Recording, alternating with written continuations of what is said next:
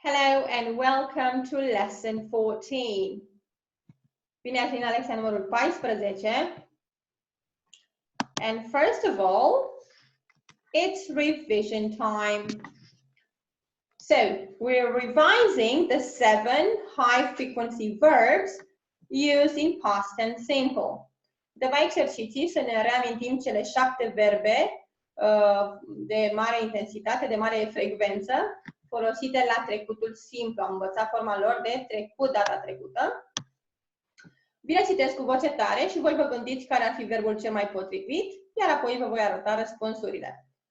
The kids on a cultural exchange to Turkey 3 months ago. I to read books in my teenage years.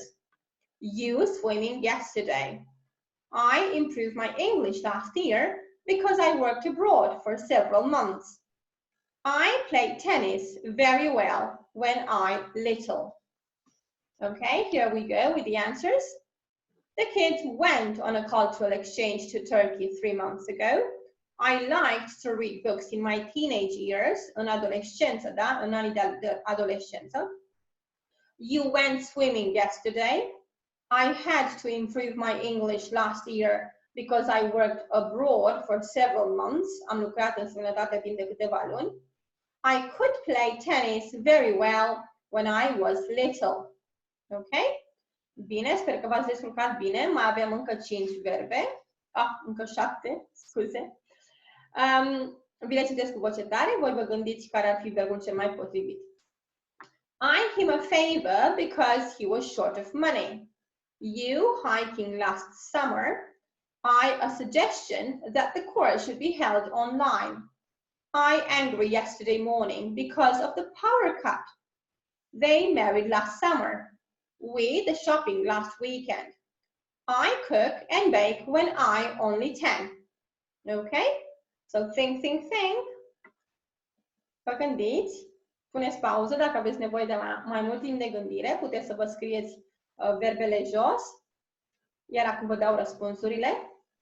Here are the answers. I did him a favor because he was short of money. Vă reamintesc expresia asta, he was short of money, că nu avea bani suficienți, da? Short of înseamnă că ceva nu este suficient. You went hiking last summer, ai făcut drumeții, da? Când faci traseu, faci drumeție în munte, la munte.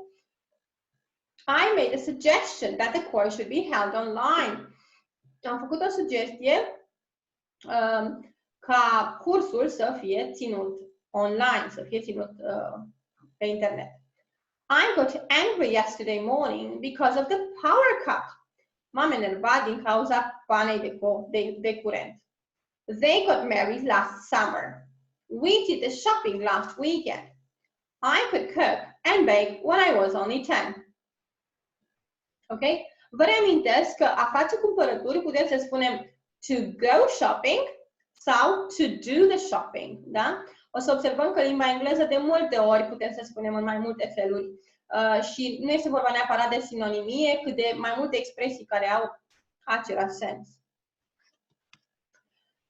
And now it's test time. Let's translate. Așa cum v-am promis, vă testez aceste structuri, aceste verbe, do versus make. Ele amândouă se traduc în limba română cu a face, însă sunt diferențe foarte mari între ele și este foarte bine să învățați expresiile cu care ele sunt folosite așa cum sunt. Încercam să vă spun că cu do de obicei vorbim despre sarcini, despre muncă, despre îndatoriri și cu make mai mult despre lucruri care țin de creativitate, de creație, de lucruri pe care le facem cu mâinile. Dar nu întotdeauna se aplică aceste reguli, astfel încât sunt liste întregi. Puteți efectiv să căutați pe Google do versus make, să vedeți câte liste sunt cu ele separate. Și atunci, ideal este să citim cât mai multe liste și o să vedem și în texte, să fim atenți când întâlnim un do sau un make, sau la trecut did și made. Și așa o să învățăm și o să internalizăm, să facem diferența când e do, când este make. Da? Dacă nu vreți neapărat să le memorați. Ok, am pregătit 3 propoziții pe care o să vă rog să vă gândiți cum le-am putea spune în limba engleză, evident, la trecut. Noi am făcut niște schimbări în bucătărie anul trecut. Kim și-a făcut unghiile și machiajul singură sâmbătă trecută, înaintea petrecerii de logodnă. I-am spălat vasele și tata a gătit sâmbătă trecută. Iar, după cum vă spuneam, vă rog să faceți traduceri cu do și make, că ultima propoziție, da, spălat vasele și tata a gătit, am învățat niște forme ușoare, da, niște verbe. Dar aici vă rog să vă gândiți la niște expresii cu do sau cu make, în care sensul este a spăla vasele și a găti. Ok, and here are the answers. Și vă arăt și răspunsurile acum. Noi am făcut niște schimbări în bucătărie. We made some changes in the kitchen last year. Și a făcut unghiile și machiajul singură. Kim did her nails and her makeup all by herself, da? All by herself, singurică, last Saturday before the engagement party. I did the dishes and Dad did the cooking last Saturday. Deci, vedeți expresia, puteți să spunem to wash the dishes sau to do the dishes. Putem să spunem to cook, simplu, a găti, sau to do the cooking. Ok? Bine. Bine, și pe urmă avem și to make dinner, to make supper, to make lunch. Da? Deci, pentru un începător, lucrurile astea pot părea foarte complexe și confuze. Ele se așează în momentul în care am răbdare să le practic, să le internalizez. Și din asta vine și bucuria de a cunoaște multe lucruri și de a vedea bogăția limbii engleze, care are foarte, foarte multe influențe. Ok? Și mai avem încă 3 propoziții. Ei au depus o plângere împotriva ei. Anne și-a făcut mulți prieteni în Spania vara trecută. Am făcut o sugestie, dar ea s-a enervat. Aici aveți do make și vedeți că aveți acolo și ea s-a enervat. Da? Deci mai e acolo ceva de gândit, ceva ce trebuie să știți. Puneți o pauză dacă aveți nevoie. Acum eu vă dau răspunsurile. Here are the answers. They made a complaint against her and made many friends in Spain last summer. I made a suggestion, but she got angry. Ok? Good. Sper că ați făcut cât mai multe propoziții corecte. V-am dat 6. Aș fi curioasă să știu câți dintre voi au făcut 6 din 6 corecte. Ar fi fain.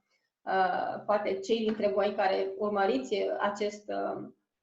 această serie de videouri și îmi trimiteți temele, da? Sunt foarte mândră de acei care constant îmi trimit, mă bucură foarte mult temele, că văd că munca mea cumva are o finalitate, cineva beneficiază de ea și nu fac ore întregi, durează ore întregi, vă puteți da seama și nu folosește nimeni, da? Și atunci mă bucur când primesc teme, mă bucur din suflet.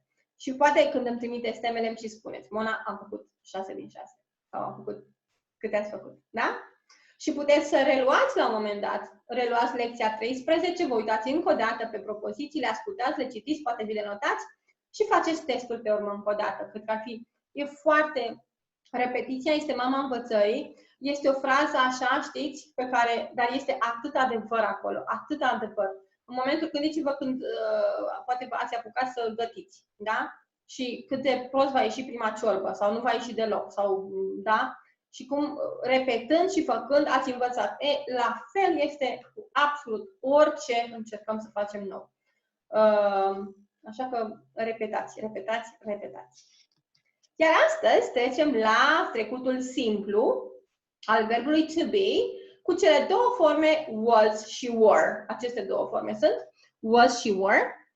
O să ne uităm astăzi la ele îndeaproape.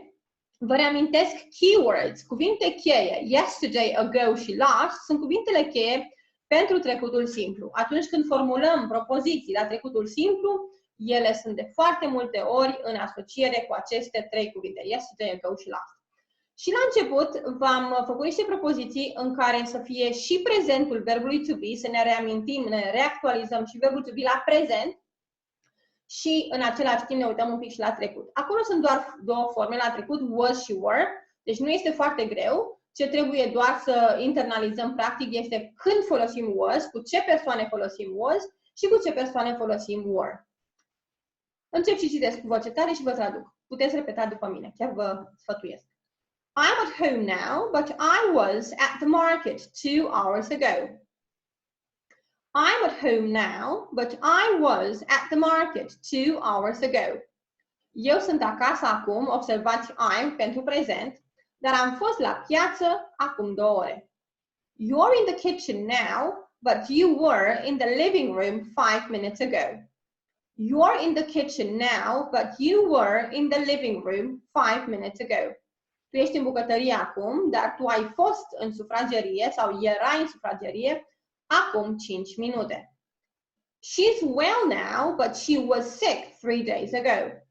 She's well now, but she was sick 3 days ago. Ea este bine acum, este sănătoasă, dar ea a fost bolnavă acum 3 zile. He's happy now, but he was angry 2 minutes ago. He's happy now, but he was angry 2 minutes ago. El este fericit acum, dar el era nervos acum 2 minute. The dog's under the table now, but it was under the chair a few minutes ago. The dog's under the table now, but it was under the chair a few minutes ago. Câinele este sub masă acum, dar el a fost sau el era sub scaun acum câteva minute. We're in Greece now, but we were at home a week ago. We're in Greece now, but we were at home a week ago. Noi suntem acum în Grecia, dar eram acasă acum o săptămână. You're hungry now, but you were thirsty an hour ago. You're hungry now, but you were thirsty an hour ago. Vouă vă este foame acum, dar vouă vă era sete acum o oră. They're in the park now, but they were at the cinema in the morning. They're in the park now, but they were at the cinema in the morning. Ei sunt acum în parc, dar ei erau la cinematograf de dimineață. Și acum, când am trecut prin toate pronumele, toate subiectele, vedeți că was se folosește la întâi singular, la eu, I was, și la 3 singular, la he, she și it. She was, he was, it was. La toate formele de plural avem forma were. We were, noi eram, noi am fost. You were, voi erați, voi ați fost. They were, ei au fost, ele au fost. Da? Și la fel, la persoana 2 singular, la you were, tu ai fost, este were, ca la plural. Da? Deci was este la I, he, she, it. Iar la you, la tu este were. Și la toate formele de plural este were. We were, you were, they were. Ok?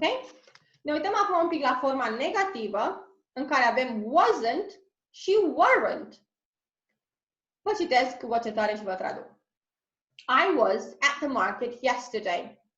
I wasn't at the museum. Am fost la piață ieri, nu am fost la muzeu. You were optimistic about your future. You weren't pessimistic. Tu ai fost optimist cu privire la viitorul tău, nu ai fost pesimist. Anne was in the park. She wasn't at home. Anne a fost în parc, ea nu a fost acasă. Tom was in Rome. He wasn't in France. Tom a fost în Roma, în Italia, el n-a fost în Franța. The pen was on the table. It wasn't under the desk.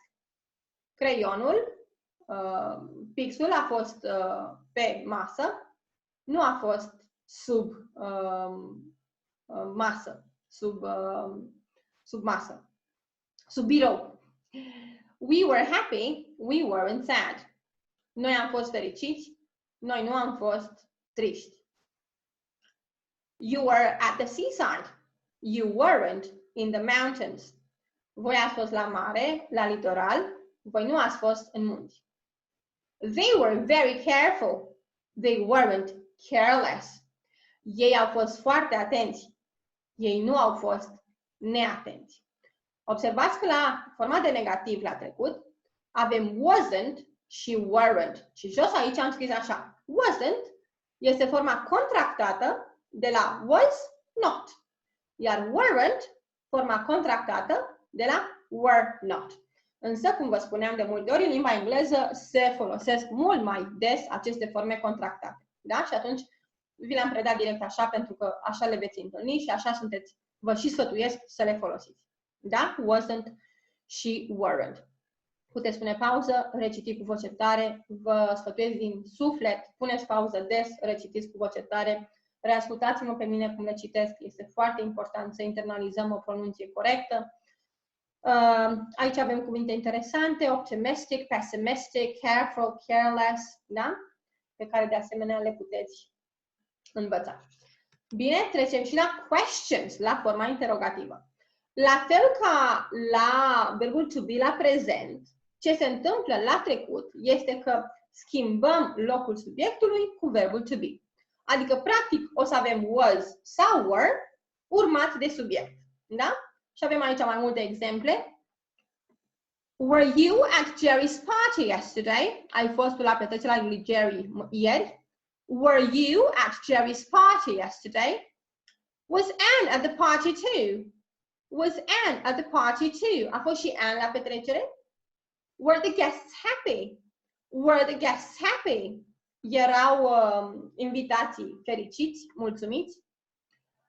Was Jerry enthusiastic about the presents? Was Jerry enthusiastic about the presents? Era Jerry entuziasmat de cadouri? Was everyone excited? Was everyone excited? Era toată lumea bucuroasă? Was the menu delicious? Was the menu delicious? Era meniul delicios? Was the birthday cake yummy? Was the birthday cake yummy? Era tortul bun, delicios, yummy? Observați la fel că trebuie să potrivim, trebuie să facem acordul, se numește acord subiect-predicat. Dacă avem persoana întâi singular, I, aici n-am pus întrebări, dar gândiți-vă, cum ar putea să fie o întrebare? Eu mă întreb pe mine, dar astea sunt foarte rare. Eu mă întreb pe mine și mă întreb, eram eu fericită în copilărie? Da? Dacă pun o întrebare de asta, stau și mă gândesc, eram eu fericită în copilărie? Cum ar fi o întrebare de asta? Iar fac acordul subiect-predicat. La forma afirmativă este I was. Dacă pun invers, o să zic was I? Was I happy? Was I happy in my childhood? Was I happy? Da? Deci de fiecare dată trebuie să potrivim, să meciuim subiectul și verbul. Astfel încât să fie singular cu singular, persoana a doua cu persoana a doua. Și după cum vedeți aici, were you.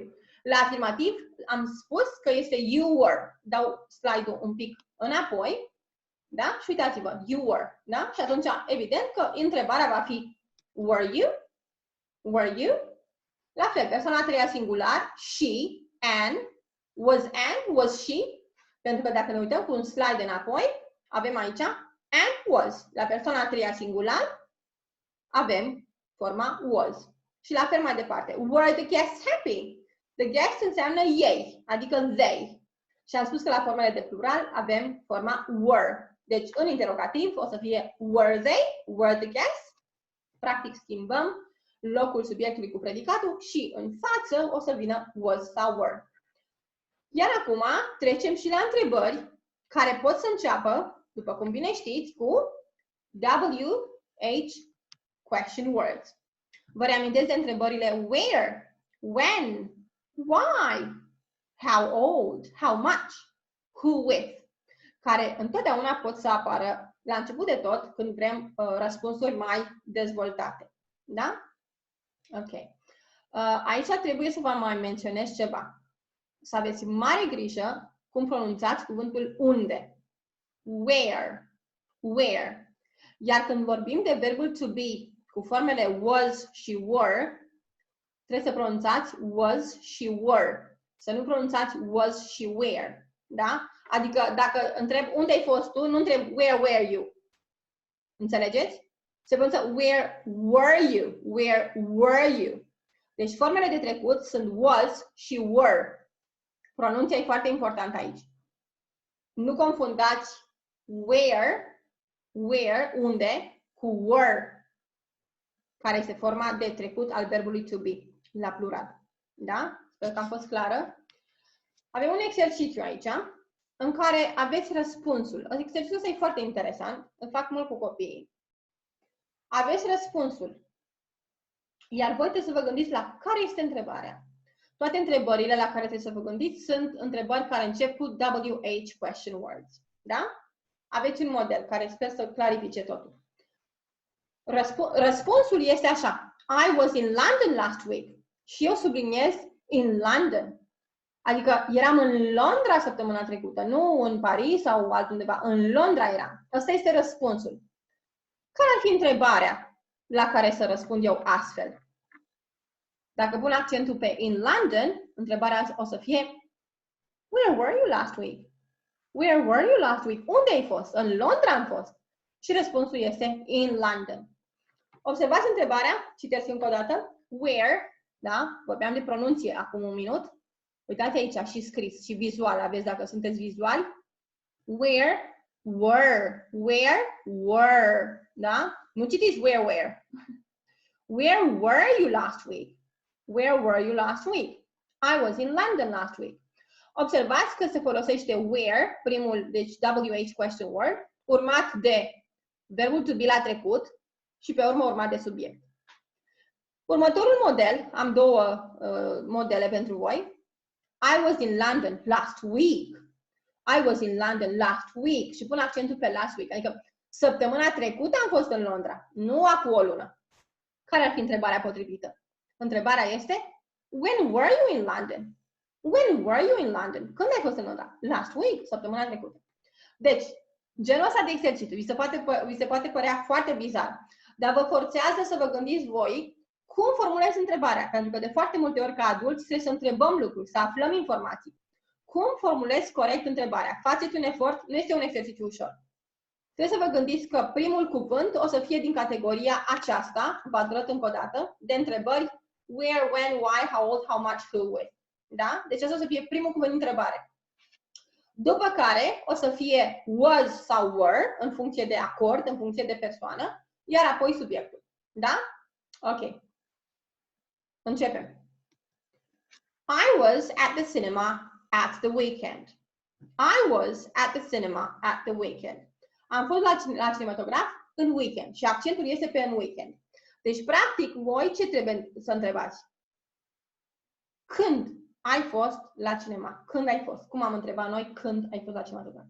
Gândiți-vă, puneți pauză, scrieți-vă dacă e nevoie și aici aveți răspunsul. When were you at the cinema? When were you at the cinema? Observați? Were you. Dacă repetați atât de multe ori și vă uitați la video ăsta de vreo 2-3 ori, o să internalizați, o să vă fie were you. Da? Nu o să pot să zic when was you sau alte chestii. Mai departe. The film was funny. It wasn't boring. The film was funny. It wasn't boring. Filmul a fost amuzant. N-a fost plictisitor. Deci ce întrebare are logică să pun aici? Cum a fost filmul? Da? Ok, gândiți-vă, puneți pauză. Eu vă dau acum răspunsul. How was the film? How was the film? Mai departe. The ticket was £7.20. The ticket was £7.20. Biletul a fost 7 lire 20. Deci întrebarea logică este cât a fost biletul? Și întrebarea este how much was the ticket? How much was the ticket? Super, nu? Super dacă ați reușit să faceți asta. I was there with my cousin Betty. I was there with my cousin Betty. Eram acolo cu verișoara mea Betty. Ce întrebare ar avea logica aici? Cu cine ai fost acolo? Cu cine erai acolo? De aici e o întrebare mai complexă, pentru că este o structură pe care noi nu avem în limba română. Who were you there with? Who were you there with? Who were you there with? Cu cine ai fost tu acolo? We were there because the film had great reviews. We were there because the film had great reviews. Eram acolo pentru că filmul avea recenzii grozave. Da? Filmul a avut recenzii, o critică grozavă, da? Critică, nu în sensul de critică, că a fost criticat, da? Ci că criticii au spus lucruri bune despre, scuze. Da, e tot din engleză, da? Da, mă rog. Și întrebarea ar fi, De ce erați voi acolo? Uitați-vă că acum pluralul este, subiectul este we. Why were you there? Why were you there? De ce ați fost voi acolo? Why were you there? Ok, sper că ați făcut bine partea asta. V-am pregătit un text acum despre coronavirus.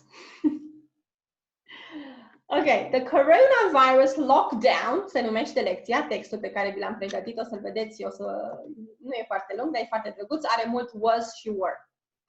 Lockdown înseamnă izolare. Busy înseamnă ocupat, ocupată. A bit sad înseamnă puțin, un pic trist sau tristă.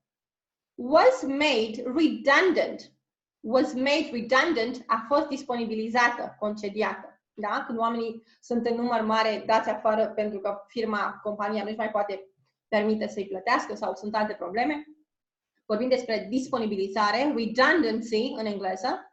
Da? Expresia, vedeți, este expresie fixă și asta, care se folosește cu verbul to make. Da? Deci aici was made redundant. She was thinking, se gândea, an online flower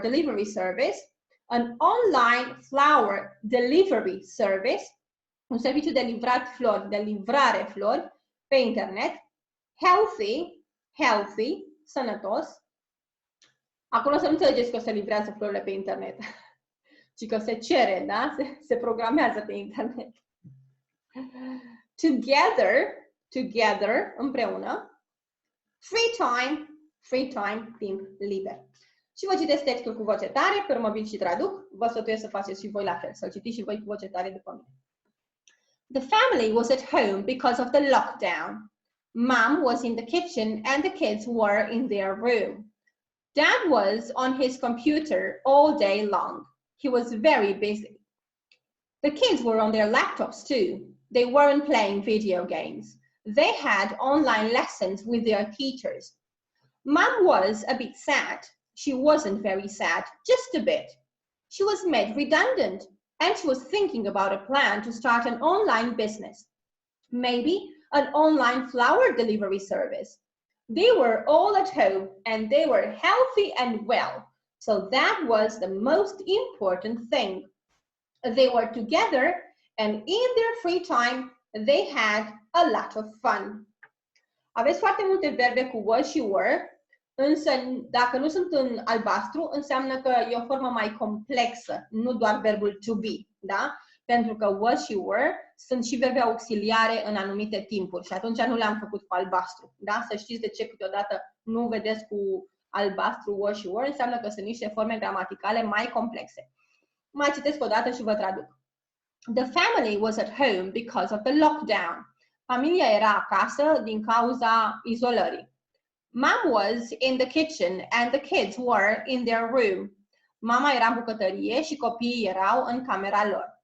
Dad was on his computer all day long. Tata era la calculator. Observați că în engleză se spune cu prepoziția on, mare atenție. Era la calculator toată ziua.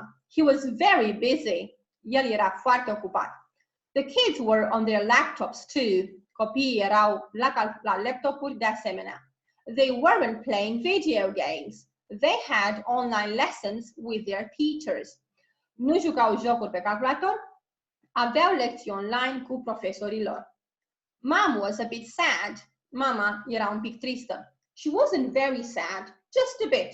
Nu era foarte tristă, doar puțin.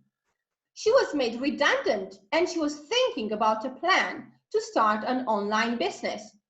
Ea a fost disponibilizată și se gândea la un plan să înceapă o afacere online.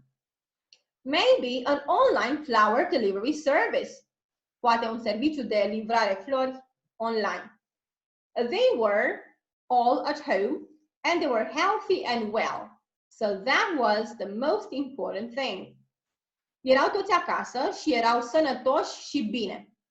Așa că asta era lucrul cel mai important. They were together and in their free time they had a lot of fun. Erau împreună și în timpul liber se distrau foarte mult. Okay? I really hope you enjoyed lesson 14.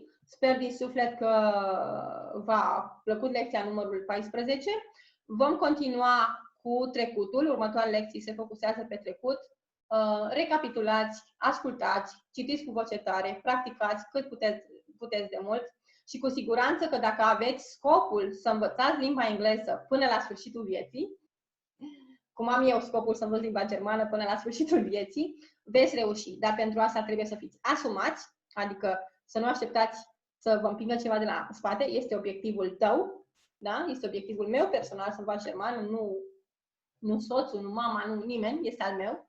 Și atunci, pentru obiectivul meu, eu, ca adult conștient, îmi dau seama că trebuie să depun efort ca să fac lucrul acesta să se întâmple. Altfel, poate să vină regina Angliei să țină cursurile face-to-face online, cum așa, și nu o să învăț dacă nu depun și eu efort constant, asumat, perseverență și ambiție și asumare. Bine! Thanks for watching. See you next time. Goodbye!